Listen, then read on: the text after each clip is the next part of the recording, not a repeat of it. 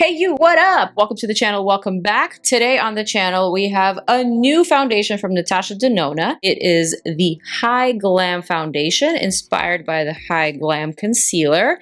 This has all the claims, and of course I'm going to test them for you because this is what I do. This is what we do together. We test foundations, we see whether they are worth the hype, whether they're worth our time and our money, and we also put it through a wear test. So I'm going to do that as well. I am really excited about this one.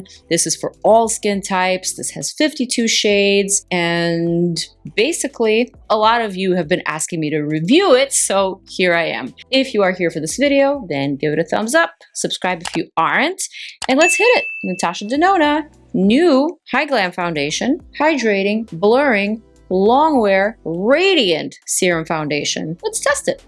3, 2, 1, 1, 2, 3. All right, so here we have it, the new Natasha Denona High Glam Foundation, $52, 52 shades, lots of different undertones from yellow to pink to neutral to red. And there's also a combination. As always, Natasha Denona creates these combinations between yellow neutral and neutral red, neutral pink, pink red. There's a bunch of different possibilities with the undertones. That's clearly labeled by the numbering system and the naming convention of these foundations. So for example, right now I'm holding shade YN6, which is a yellow neutral number 6. All right, let's talk about this foundation. This is supposed to be one of the most innovative types of formulations. And get this, it is actually suitable for all skin types. So whether you are dry or oily, the ingredients in this foundation are supposed to balance out all skin types, even mature skin types. Let's get into it. We've got some literature over here, and it says that this product is developed with the most advanced Japanese amino acid biomimetic pigments, powered by Korean technology, and formulated by Natasha with world's leading Italian chemists. So formulated in Korea but made in Italy, medium buildable coverage is what it promises, radiant blurring finish, self-setting formula, we shall test that, hypoallergenic, non-comedogenic, safe for sensitive skin, long-lasting up to 18 hours, it's supposed to give you short and long-term hydration as well as balance excess oils. So of course, I took it upon myself to run the ingredients list by our friend Chat, as I've been doing lately. And here's what Chat has to say. Basically, there are no red flags in the ingredients. Everything is acne safe. There are a couple of ingredients that are just like a little, I guess, yellow flags, tiny little flags, but they are so low on the ingredients list that it doesn't even really matter. It's just such a minuscule amount. Basically, I'm talking about that capric caprylic triglyceride, that coconut-derived ingredient, but it's low on the ingredients list, and also it's only about a 2 on the comedogenic scale. So this is supposed to give you a very silicone-y, slippy, and breathable type of finish, which is something that Chat says is what you would typically find in higher-end foundations, something that took time to produce. So that's a nice thing to hear. Let's get into these shades. I always have this personal dilemma with Natasha Denona's shade range. Whenever I look at the models that are representing these shades, I feel like there is not a single person that looks anywhere in the vicinity of what I look like. Everyone just looks so drastically different from me. And I always feel like there are a lot of lighter skin tones, not too many mediums, and there's a good amount of deeper skin tones as well. But I feel like the mediums, if you look at the Sephora website, and if you look at all the models, there's just like a handful of medium skin tones, and so not too much to choose from, just visually speaking. Of course, I don't know how these shades will actually lay on my skin. I'm just stating this because, like I said, it is my own personal, I guess, dilemma with just like the shade representation or shade modeling situation. I feel like there's like, whenever I scroll through them, I'm like, damn, nobody looks like me. What is my shade? I don't know if that happens to you guys, but I feel like with a lot of like American brands, you know, because we are just so diverse in America, it's so easy to find people that look similar to you, whether they are your background or not, but it's kind of like easier with American brands. But with brands that are based elsewhere, it's always like a little bit a guessing game, right? Anyways, let's actually try these shades that were sent to me. I have 3 shades over here. Shade N4 is the first one. Also, before I test these, let's talk about this bottle. Nice frosty glass bottle. Very, very sexy, soft matte, foamy feeling cap over here. very similar to the concealer, which by the way, this is inspired by the concealer. If you love the concealer, chances are you will probably love this, but we don't know yet. We're still testing. We've got a pump, okay? Okay, so here we have shade N4. So this is a neutral number 4. I'm gonna pop up the model. Next we have shade YP5. So that's a combination of yellow and peach. 5. Oh yeah, these are quite fair. Nowhere near the medium range. So I'm hoping that this last shade, shade YN6, yellow neutral 6, will be the one for me. Okay, yeah, indeed that is probably the only medium shade out of all of these, and I would even classify this as a light medium, not a true medium. Definitely nowhere near a tan, and right now it's the summertime, so I'm leaning more in the tan category than in the medium category. So we're gonna have to make this work, but for now it doesn't really matter because right now we're still testing it. And if we like this, then we will need to get our hands on our proper shade, right? Right. All right, so here we have it. Here are the shades. A little light, but hopefully it'll work. Thumbnail face time. I mean, I've heard great things. I know you guys want this to be good because I've seen so many people asking for this review, so fingers crossed. All right, I am going to gently remove this off my face. And before I move on with shade YN6, on my skin right now, I am wearing a snail mucin, okay, from this brand that has still not launched this new product. So I've been testing it, I've been liking it, but I feel like at this point I can tell you that it's a snail mucin that's been on my face. Every time I test new foundations, I've just been liking it a lot. I feel like it works really great as a primer, so that's that. But I'm not actually going to use any additional primers. All I'm going to do is slap on this High Glam foundation. And because of the ingredients and because of the staying power, because it's supposed to be self-setting, I feel like maybe I don't even need a primer. Okay, that was quite a nice squeeze. Wow, the coverage here is set to be medium buildable. I feel like this is a light olive shade, this YN6. It's definitely evening out some of the redness that I have in my face. I did have a bit of a breakout after that new reformulated Too Faced foundation. And so I love a nice olive undertone for targeting that redness. I mean, that looks really, really divine. That looks really smooth, feels absolutely weightless. Really nice. Really, really, really nice. Very easy, slippery glide. Definitely has a bit of a radiant, dewy glow. Bit of stickiness, so I'm really curious about that self-setting claim that they promised. Not gonna apply too much on my forehead because clearly not matching my forehead very well at the moment, but I do like this undertone. I think this is a pretty good undertone for me, so judging by the models and just judging by the shades here, I probably need something like a N9 or perhaps a YN9. I don't know, something along the lines of a couple of steps down, but I'll definitely let you guys know. For now, I'm just going to leave it at this one natural layer. I'm not going to call it a sheer layer because this foundation is by no means sheer. It definitely has coverage and I do believe it is buildable. There's like a couple of spots that I would like to add some concealer just to cover up a little bit further. But for the most part, this is working for me. This is actually probably my winter shade. This would probably work very well for me in February. But at the current moment, this YN6 is going to have to be put aside. In fact, I'm going to whip out my ND High Sculpt liquid bronzer that I love, that I've been using all summer long. And so I'm just going to add a little bit of warmth and a little bit of color all around my forehead, a little bit here in the cheek. Oh, also, I failed to mention that in the PR package, they also included this makeup sponge that I probably should have used, but I'm not really a sponge girl, so I didn't even reach for it. But I guess this is something that would be really good for blending out and blurring out some of that excess pigment. Right now, I have no need for that, no use for that, so I'm just gonna grab this Maryam Beauty bronzing brush. I'm gonna bring some color back to my face. A little bit underneath here, a little bit on the cheek.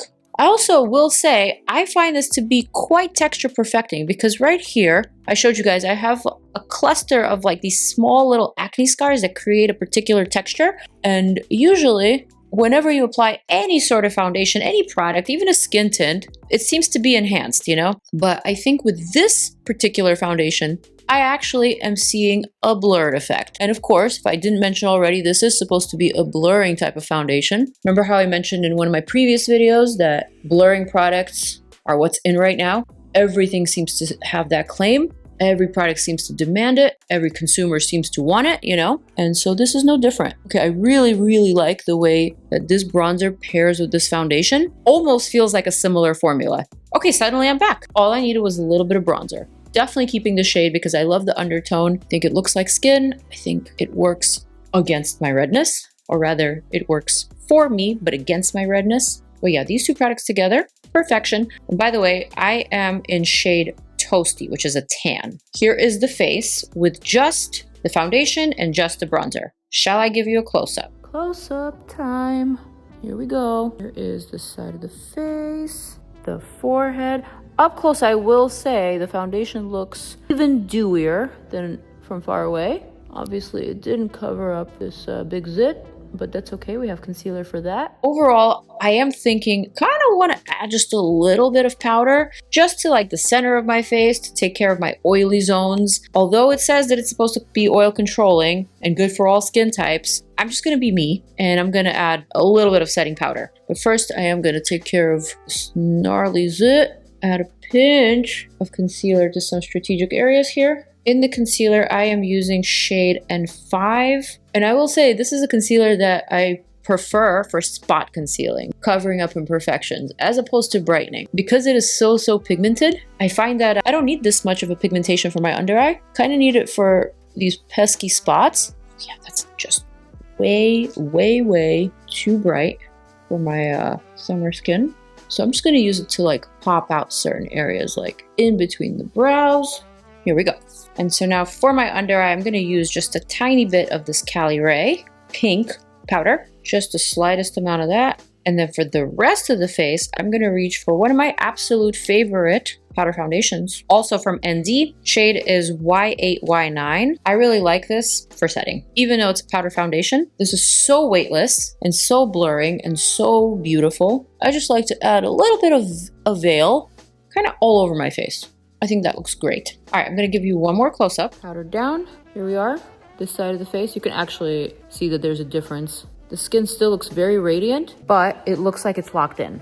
So far, so good. Okay, my first impressions. If my skin was less bumpy at the moment, if it had just a couple less breakouts, I would feel a little bit more comfortable in my skin. Given the fact that there's some radiance to it, I do find that breakouts like this, the ones that have texture and the ones that are a little bit raised, it's kind of hard to cover with a radiant finish foundation, you know? So whenever you like lift your face to the light, you can immediately see the grooves and the bumps. So that's like the one thing that I'm not loving. However, I feel like once this product sets, and it is said to be self-setting, once it sets and once it locks in, I feel like everything will kind of marinate on my face and it'll look a little bit better. That's just my first honest initial impression. Of course, I have to see how it wears. So what I'm going to do is I'm going to apply this makeup the same way that I did just now on camera. I'm going to do it tomorrow. I'm not going to the gym. I'm not going to do a gym wear test because I have a full day of activities. So I'm going to give it a nice, solid, long day wear test to see what happens, to see how it wears, and to see if it passes.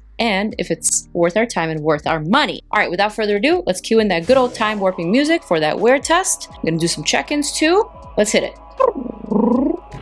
Good morning. It is day 2 of me wearing the Natasha Denona Serum Foundation paired with the liquid bronzer.